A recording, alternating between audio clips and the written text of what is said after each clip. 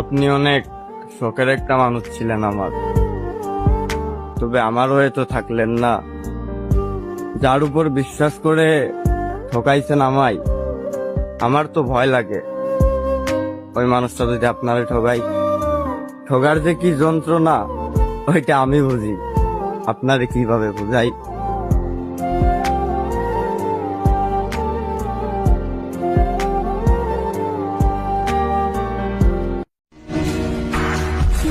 জীবনে প্রথম কাউকে ভালোবেসে হেরে গেছি, দ্বিতীয়বার আর কাউকে ভালোবাসবো না। বিষাক্ত নামক ওই ভালোবাসায় আমি আর পা দিব না।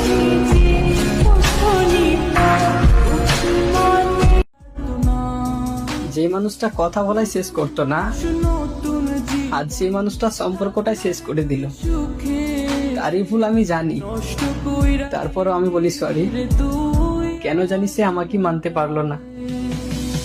আর হবে না তোর সাথে কথা।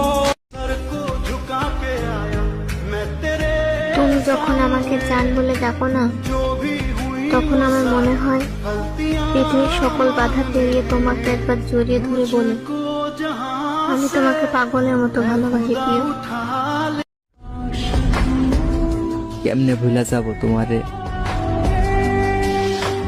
তোমার মায়াগুলো তো রাতে ঘুমাইতে দেয় না আমারে।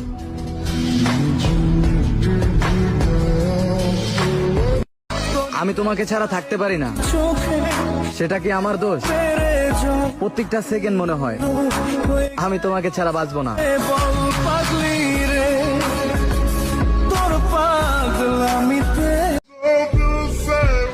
কোনো কারণ ছাড়াই ছাইরা গেছো তুমি, একটা বারো ভাবো নাই কেমনে থাকবো আমি। হয়তো আবার দেখা হবে, কিন্তু আমি আর ভালোবাসা ভরা চোখে তোমার দিকে আর তাকাবো না। ভালো থাইকো আমার না হওয়া মহারানী।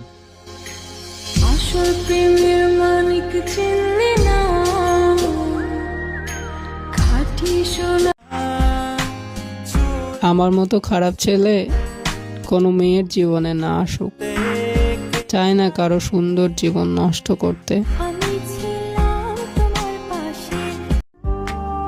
নারী কথা না শোনার কারণে তার শখের পুরুষকে হারায়।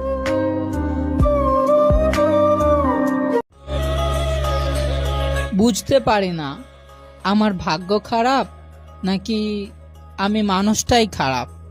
কারণ মন প্রাণ দিয়ে যেটা চাই সবার আগে আমি সেটাই হারাই।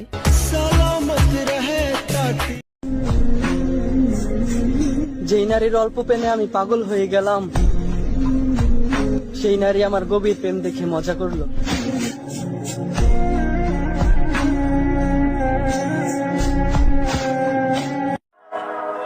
সবার সাথে কথা বলতে ভালো লাগে না, যার সাথে কথা বললে শান্তি মিলে তার সাথেই কথা হয় না।